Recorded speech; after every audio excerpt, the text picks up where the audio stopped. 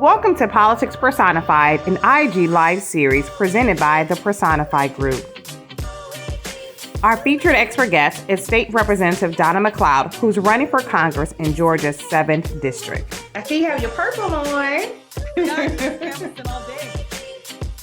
Oh, okay, awesome. How many doors did you hit today? 110. I don't know how you do it. No, I was so winded. I said, okay, and I'm supposed to be a fit girl. I said, this outside fitness and polish is different. It's a little different, huh? So I'm thinking like, yeah, I'm like, okay, y'all, y'all get out there and hold on. It's definitely a different kind of exercise. It's a different kind. Incline, downhill. You've got downhill, uphill. I mean, that Killian Hill. Oh, yeah. For those of you who live in that area, oh my gosh, like It's I real. just can't imagine. It's real. Yeah, I can't imagine buying a home over there. I mean, when I pulled up to the driveway, I said, I'm not getting stuck up here. I'm going to pull right to the edge, put my hazard lights on, and run up this hill. Right. It is tough, but I definitely applaud you for your hard work. Thank you. I've every year, every time I've ever run, I've always been out there. I always think it's important to get out there and just let the constituents know that you value their vote and you come to them to ask them for it. So.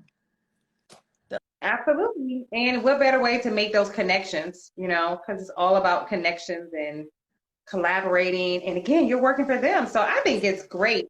It's great to have interpersonal connection. And actually today when I went out, there was several people because I came to the door. I got their vote, period. End of story. All right. Yep. End of story. That's it. Yep. Because, honestly, the mailers and stuff are needed, but it does not have the same touch.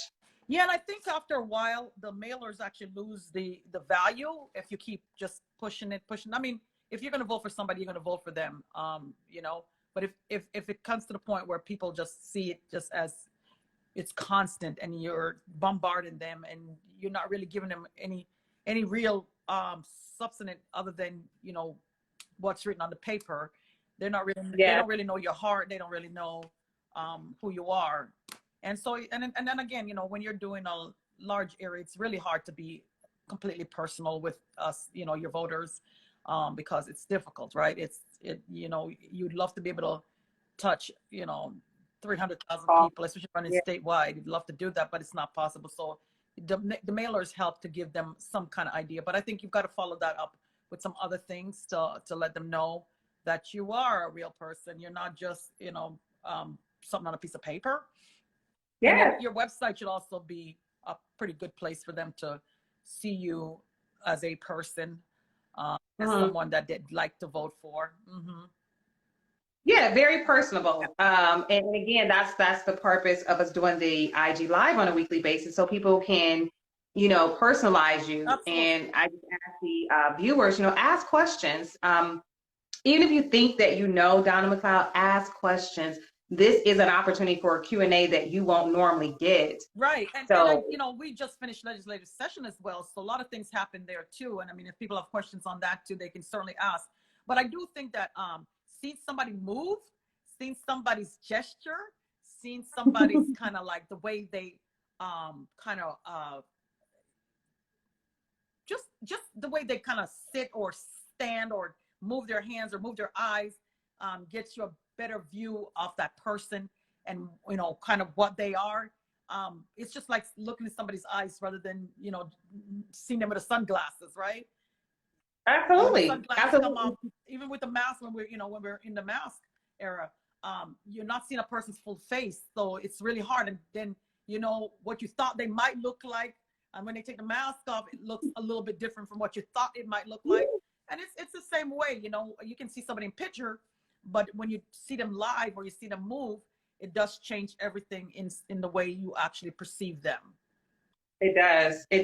And, again, you don't get this personal touch when you guys are actively working in the legislation and, discussing the bills that eventually become laws. Like we really don't get that say. We elect you so that you can make those decisions for us. But guess what? when that time comes, it's like our hands are closed, our hands are off. And so that's why it's important now, before election day, to have this discussion, to have this opportunity to ask those questions so that you can be confident and know. And I'm really considering, when I'm elected, to do at least once a month, do an IG live, a Facebook live, or some kind of live, just to kind of keep people informed about what's really going on. It's so hard to necessarily come down. Obviously, when you come back down from DC, you know, you might want to do a town hall. But I think just doing even on a monthly basis, when you're not able to come down, just to let folks know it's their money you're spending, and just letting them know, you know, what you're spending it on. You know, what is Congress doing with your money, and what you want them to do. And if you want feedback, you want to tell me something that you'd like to do. Obviously, there's, you know, there's 435 members in Congress, in the House. So, you know, my single decision is not the only decision, but being at the table and being able to say, hey, you know, I got this feedback from real live people now, not, you know, not a month from now, or 2 months from now, or a year from now. Right now, what's really impacting them. Today I went to one gentleman, and he was just, there was some, I guess there's some garbage that was on the side of his home, and he just wanted somebody to take, you know, pick it up. You know, there's some old trash, like bottles and stuff. And I got a plastic bag, and I just put them in the bag, and I took them. Yeah. And I put them in the garbage. And you know what? It's about community. And you're showing, listen, this is because you live in the 7th district. So we're going to jump right in. Donna McLeod is a current state representative here in Georgia's 7th district. And so for those of you who don't live in Georgia, the 7th district comprises of quite a few cities in the Gwinnett and Fulton County area. And so she served 2 terms as state representative, and currently, again, state representative in the House. And she lives in the 7th district. Like, that's a real big deal. And so as she was mentioning how one of her constituents, which is essentially one of her neighbors, had a concern about trash. And what did she do? She helped her neighbor, because this is her community as well. That's why this is so pivotal, that you understand what's at stake.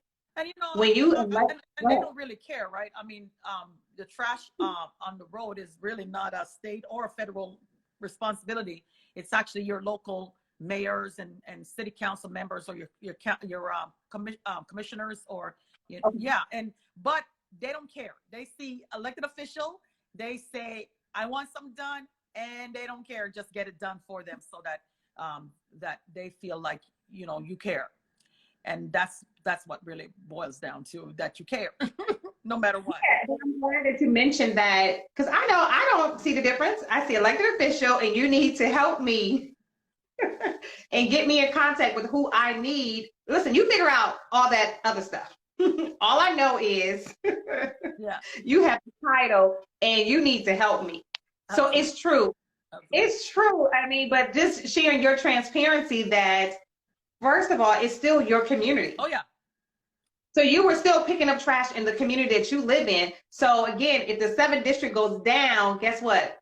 It goes down for Donna too. Absolutely. And it's a reflection of all of us, you know, no matter how wonderful your house might look like inside, if the last thing people see is trash, it's the last thing they see. And we all want to live in neighborhoods and places that we feel comfortable, clean. Cleanliness is really an important thing, you know. Sanitation is important.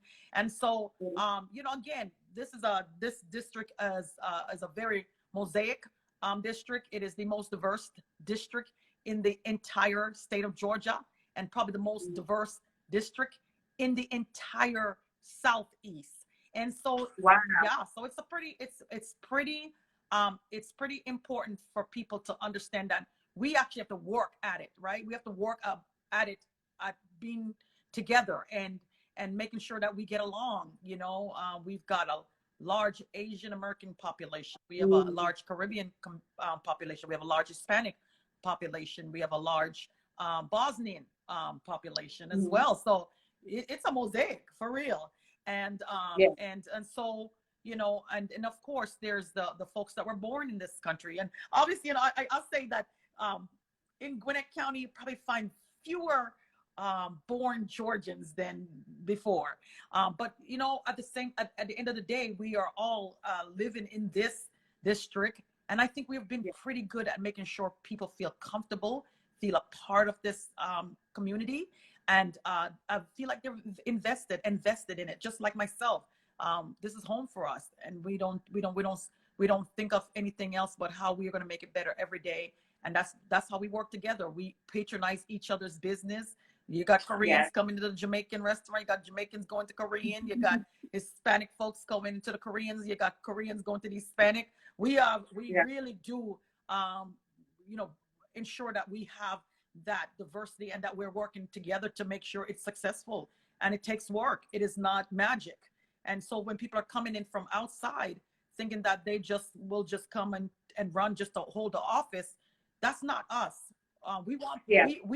We are a new county, and we want people that really truly understand what it is that this particular district needs and wants. And it is not for people from the outside to come in and just say, oh, you know, I want to keep this job, and then show up and say, you know, I've been fighting. How you been fighting? You haven't been here the last 13, 14 years when it was really needed. A fight was really needed. When there was nobody of color elected to the school board or the board of commissioners, not one single person of color. And you know, when we asked for help, nobody came. This was our battle. This was our thing to make. There was no help coming from outside. We had to do this by ourselves. Those of us that live here had to do it by ourselves. We had to show up in those community meetings. We had to show up at the Board of Elections meeting. We had to show up at the commissioners meeting. We had to show up all the time in order so that our voices could be heard. Absolutely. Did you see the question? No. You know, we know you have a lot of history here in the 7th district as a constituent alone. And then, of course, as a community leader and now elected official. But just for those who may not be familiar with you, how are you different from the other candidates? Because people really don't know, you know, the difference. They don't know the truth. They don't know the work that you put in. So we have to keep re-emphasizing that. So can you share with those who are viewing tonight, what is the difference between you and the other candidates? I think that would be very helpful. I guess the most glaring is that none of them live in the 7th Congressional District. Not one of them. They do not live here. They will not have their names on their ballot. So I don't know who they will be voting for, because they will not be voting for themselves. That's a fact. You don't know who they're going to vote for. But besides that, none of them can claim that they've ever registered 30,000 people in this district. None of them can say that they fought for early voting, extended early voting, and Sunday souls to the polls. None of them can claim that. None of them can say that they actually recruited candidates to put it on the ballot so that we could actually start seeing if this county and this district was performing democratically. All of that had to be done in order to actually see if this county was going to reflect the diversity that exists today. None of these candidates, except for myself, can claim this. So besides the fact that they don't live in the county, they have not done the work in this county to ensure that the diversity was acknowledged, respected, and represented. And that's something that I've been doing for nearly 20 years. Nearly 20 years. That's awesome. We have another question. What can be done to better preserve and lift up our Black history in Gwinnett County? He says, I see efforts around the country, and I feel like Gwinnett can do more to honor those that paved the way. What's your thoughts on that? So I don't know if he's aware that with Charles Hale, who was hung in downtown Lawrenceville, we had to fight for that too, to acknowledge this man's life. The fact that he was lynched in Gwinnett County, we had to fight to acknowledge that. Now there's a plaque. Most of you might not even know this. Back in 2016, when I was first running for office, I lost that race, by the way, by 222 votes. And I continued running in 2017 to get those 2,100 people that didn't vote to come out and vote. But back in 2016, I was invited to go to they were having a dinner at Hooper Renwick. And at the time, I didn't know what Hooper Renwick was. So I said, what is Hooper Renwick? And I was told, just come, because I know you're running. You're going to meet some people that are going to be in your district. Those are people that, voters. You're going to be meeting voters. But when I walked into that school, it's a school off Neal Boulevard in Lawrenceville. So I walked into the building, and at first I was kind of like, what's going on? I saw these white paper on the wall, and I'm reading it. And I realized is one of the only schools in Gwinnett County that used to educate African American before 1965, before 68, when we got integrated. It was the only school. So there was, you had grade 1 up until grade 12. And if your parents could afford to get you from different parts of the county, you would be able to go to school. If not, you were not going to be educated. And so it was interesting because I had worked with another woman years ago, Miss Glenda Abney, and I didn't know she was one of the first students. She was, at the time, she was pretty young, but she was the first to be integrated into Central Gwinnett, and she's still alive. And when I went in there and I saw these people sitting there, and I realized, oh my gosh, these are the folks that used to attend. And what was happening was the mayor at the time, Mayor Judy Jordan, she was actually planning to tear the school down. And when I went inside that building, she was dancing. She was having a good time because, of course, they were thinking that they're going to develop this stuff. So when I realized this was an issue, I actually said, okay, we have a problem here. So at the time, this was coinciding at that same moment was when Tommy Hunter called Representative John Lewis a racist pig, and he referred to Democrats as demon rats. And so the media was up here in Gwinnett County. And so what I did was I actually engaged the media to come over to this school.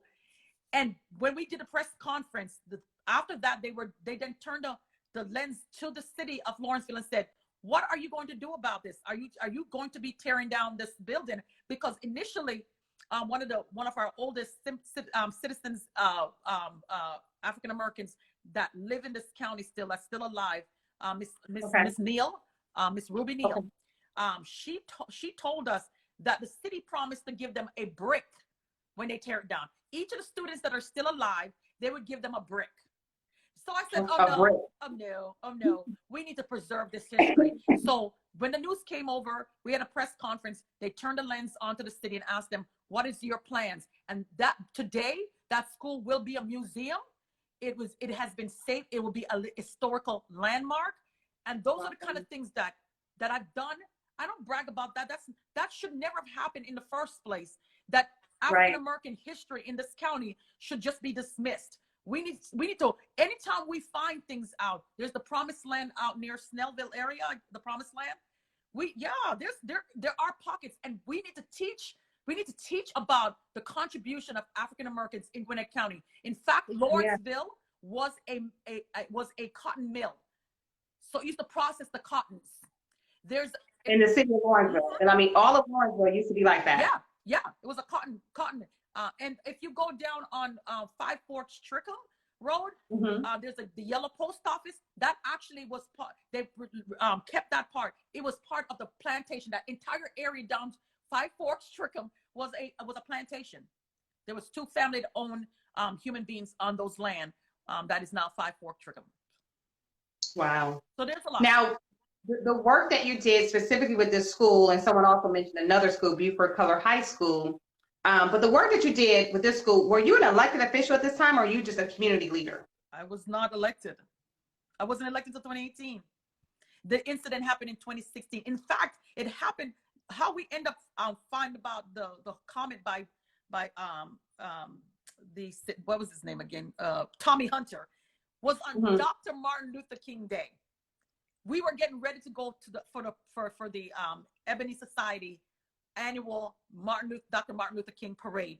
And that's when somebody came up to me and said, did you hear what Tommy Hunter said? That's how I found out on that day. Wow. Okay. So yes, before I was elected. So you've been putting in this work long before you were elected, because you've only been elected technically 4 years in an official title. Yes. But you started a nonprofit, which has contributed to 30,000 registered voters. That's correct. That sounds like somebody who fights for voter rights. Oh yeah, long before Stacy even started her fair fight, I was fighting for making sure that everybody in Gwinnett County could vote, because I knew there were working class people in Gwinnett County and didn't always have the opportunity to vote just from 9 to 5. I mean, I have folks in my district that still had a flip phone. And so some of them don't even have access to, they don't use internet. Some of them are older. And everybody should still, regardless of their economic status, should still have a right and an ability to vote. And so, you know, I started long time ago because I became a citizen of this country. I paid $680 for the administrative fees. I read the Constitution, and I had to take a test. And so for me, I became a citizen by choice, because I think this republic and this idea of representative democracy is worth fighting for. And I've said that many times. It's worth fighting for. It's not like any other country in this world. And we should be proud to fight and make sure this country gets better, not worse, with time. All right, we have another question, Donna, and that's absolutely the truth. And we appreciate all the work that you're doing. Will you use your power, once elected, will you use your power to speak out against the banning of books? What's your take on that? I don't need to be elected. That's what I did down at the Capitol, because this is the state that was already had that piece of legislation. And you know, one of the things that people don't recognize, even though sometimes we might not pass the bills that we want, the amount of time that we have to spend to stop bad bills, you guys don't know the half of it, how much work has to go into stopping bad bills. That ban your book didn't come off the legislative floor. It didn't become law because we fought it. And so that's what you want. You want fighters to know that this is unacceptable. We cannot go back in time. We have to keep moving forward. And again, I speak about the 27 amendments to the Constitution. There's 27 of them because the Constitution at the time wasn't written with everybody in mind. In fact, I said this before. Most of us just have an ability to vote, not a right. Because technically, the only people written in the Constitution that have a right to vote are white men with land. All of us, women, people of color, black men, got their ability to vote with the 15th Amendment. Women got the ability to vote with the 19th Amendment, and young people, 18 years of age, got their ability with the 26th Amendment. So look, we are not anywhere near where we need to be, but guess what? Progress is being made, and that's what we need to do. We need to continue having people that will push progress. Now, you mentioned something. You said you are a fighter. You've been fighting. Can you go back to 2016? You ran. That was the first time you ran, and you lost. I did. Why did you go back again? Why did you fight again? So one of the things I hate is when you try to cheat, and they try to cheat. They really did. In 2015, they gerrymandered, and this is, I can say it was gerrymandered, where you literally change a line for political purposes. 2015, 105, which is the district I now represent, lines were changed, so I was pushed up into Bethlehem and Decula.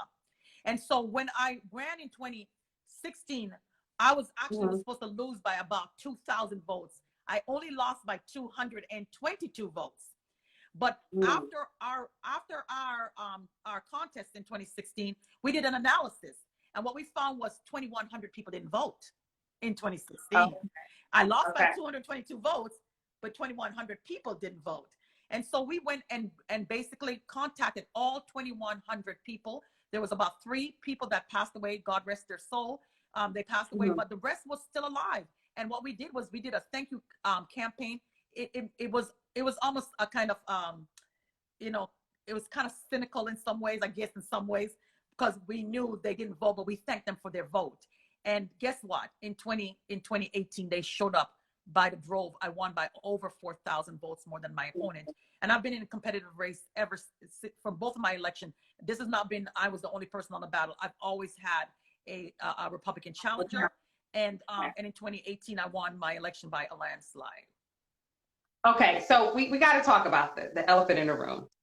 So we're aware that one of your opponents is kind of switching lines, moving over to a new district because her district was gerrymandered, right? And you stepped and stayed in the 7th district, even though, excuse me, I should say House 105, even though your district was gerrymandered too, right? Yes, yeah.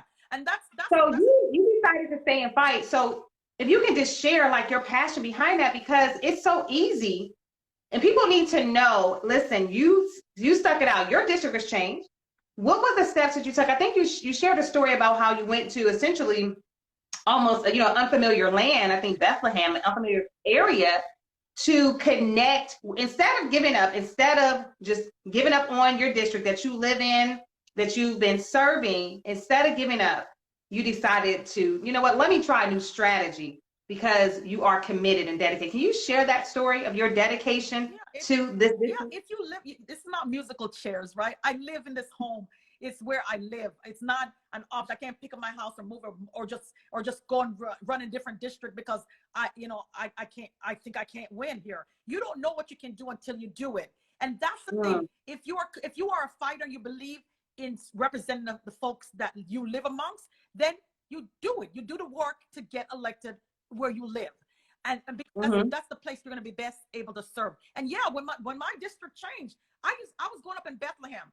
Now, guys, I was born in Kingston, Jamaica. That is really like very urban area. And then I grew up in Canada, and I moved down here. So for me, I've always been either in the urban or suburban areas. And so going up into Bethlehem, where there really were cows and goats and chickens and farms and rolling hills, you name it, Bethlehem has it. Okay. But you know what? I went up there and I learned to respect the reason why they love this area. I might not be a farmer, but at the end of the day, I was put in the role to represent them. So I had to learn to understand what they needed. When they came to me and they said, you know what, we don't want a whole bunch of subdivision in this area.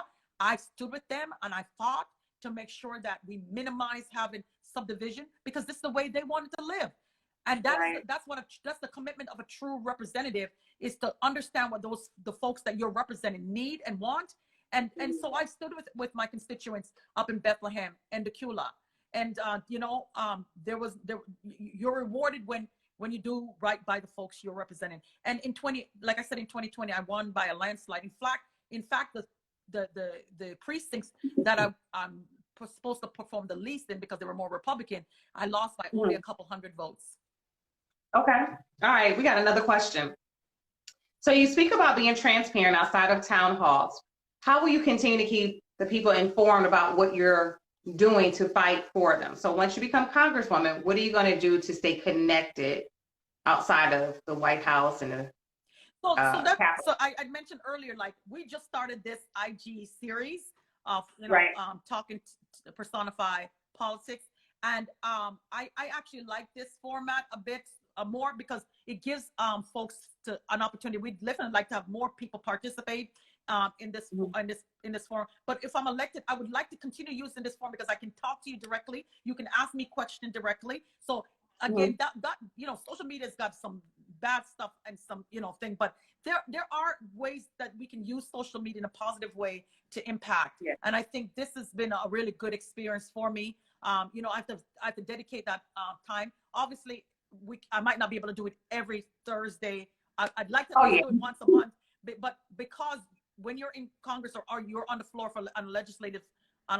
basis, you never know what comes up on the floor, or when somebody's going to go for a vote, and you have to be on the floor to get the vote done. But at the end of the day, it's something I'd like to put aside to also dedicate, so I can speak to you directly without before I get back down into the state, into Georgia. If I'm up north in Washington, I'd like to be able to communicate with the constituents and get real time feedback. Yes, absolutely. Okay. Donna, say something, because I can't hear you. Can you hear me? Okay, I hear you now. Okay. So as we come to a close, early election starts on Monday, May 2nd. So a matter of hours, really. And registration, voter registration has ended for this election. Okay, so we've moved past that. Now we're focused on early voting. Are there any tips you want to give voters who may be voting for the first time? I know that you have a passion for younger voters as well as part of your nonprofit. So any suggestions, any tips, any advice? Should you vote early? Should you wait till election day? Just kind of give us some closing statements surrounding voting, because it's getting ready to get hot. So most importantly, I always tell people to make a plan to vote, right? Are you going to vote early? Then choose what day you're going to go, what hour you're going to go. If you're voting absentee, I want people to recognize that if you're voting absentee, you need to fill out the application first before you can get a ballot. That application is online, or you can go to your Board of Elections office and pick one up. You will require a hard copy of that application, because you will have to sign your name in blue or black ink and return it to either the Secretary of State or the Board of Elections in your county in order for you to get, if you're going to be voting absentee, please fill that application out now and return it so you can get your ballot in a timely manner. Early voting does start on Monday. And so there are early voting locations. If you want to go to my site, donnamcleod.com, you can go on my IG pages, all my social media pages at Donna for Congress. Is it Donna for Congress? DonnaMcLeod.com Yes, for you. Oh, for your social, yes, it's Donna for Congress, the number 4. Donna for Congress. No, Congress. Yes. And you can see we have on that site, based on my wonderful communication person, Lolita, who is right in front of you. She created the graphics that lays out all the early voting location in Gwinnett as well as in Fulton that is close to Johns Creek. Now, it's not the entire Fulton County, but it is the spots that covers in the 7th. And it is all of, in Gwinnett County, it's all of the early voting location in Gwinnett County. And so you just go in there. Please make sure you have a valid ID if you're voting in person, driver's license, tribal, public funded university or colleges. If you work for a government agency, those are all qualified ID for you to vote in person. So if you're voting in person, please make sure you're doing that and make sure you have your ID. Again, get to the polls, make a plan to get to the polls. Visit my website at donnamcleod.com or mvp.sos.ga.gov. You can get a sample ballot too. So on my site, you can also click on, there's a little tab there that says click on, and you can get a sample ballot. So you can actually see the ballot before you actually go in. Let me say this, the Secretary of State is supposed to update that sample ballot because right now there's a nonpartisan ballot and there's a Democratic and a Republican ballot. I'm asking everybody, of course, to pull a Democratic ballot because I'm a Democrat and you'll find my name on that ballot. But the nonpartisan ballot is for the judges and school board in Gwinnett County. That elections, the nonpartisan election, will also appear on both of the partisan ballots, both the Democratic ballot and the Republican ballot.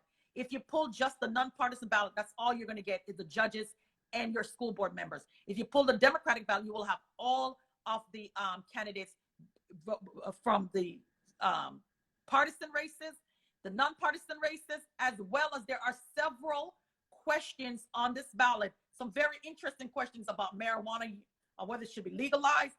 So check the ballot. The ballot is very extensive. So please pull your sample ballot so you can get familiar with what's on it. So when you're going to vote, it'll be easy for you to do. You can even fill it out.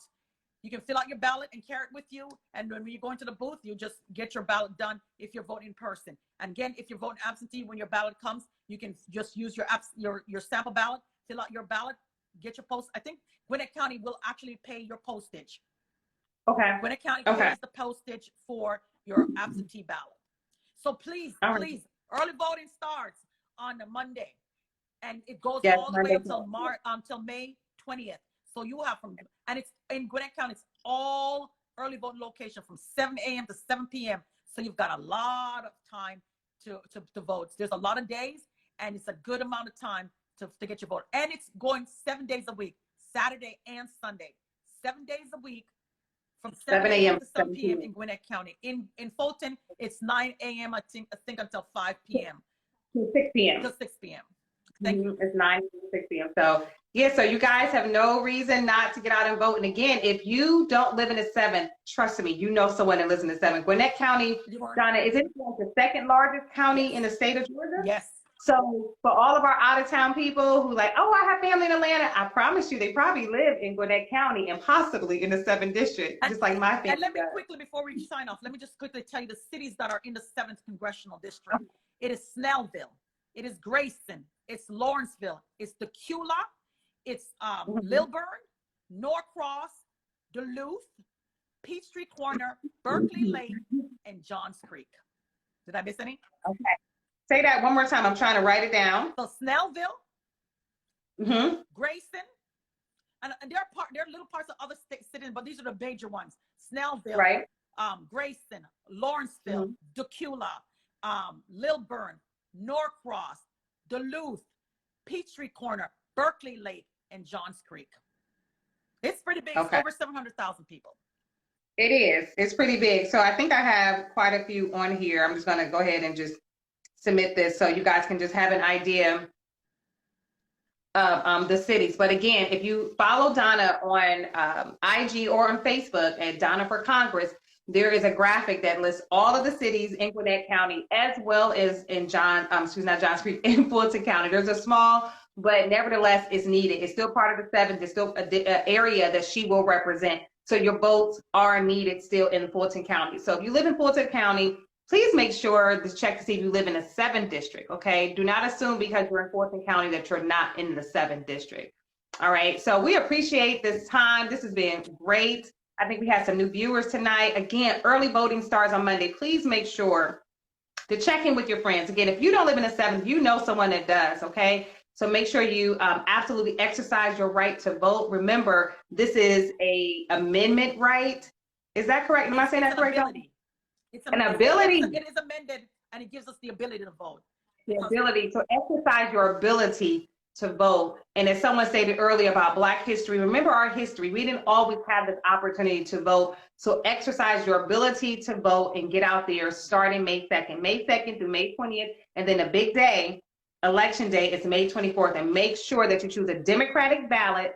And of course, that you vote for Donna McLeod. She's done the work. She deserves this, so let's go out and support her. If you guys have any questions, you know how to reach her. She's on IG, she's on Facebook, she's on Twitter. You can go to her website, send her an email. But as you can see, she is transparent, she is available, and she's ready to answer questions. So we will come back again next week if we're available to answer these questions and do this all over again. I do want to remind folks, I will be on the Atlanta Press Club this Sunday. We are having a debate, a public televised debate. So please tune in on Georgia Public Broadcasting, and that will be Sunday at 6:30. We will be taping earlier, but it will be broadcast at 6:30, I believe, in the evening. So let's go. Thank you guys so much. I humbly ask you all for your vote. I would never take your vote for granted because it is especially an ability that has been hard fought for. Absolutely, absolutely. We appreciate you. And again, guys, it's still not too late to donate. It's not too late to volunteer. You can get out there and canvas with Donna. You can walk side by side with her. She is open and transparent to that as well. So thank you guys again for logging in to Politics Personified Q&A Countdown to Election Day. And we will see you next time. Have a good night, everyone. Good night, everyone. Thank you.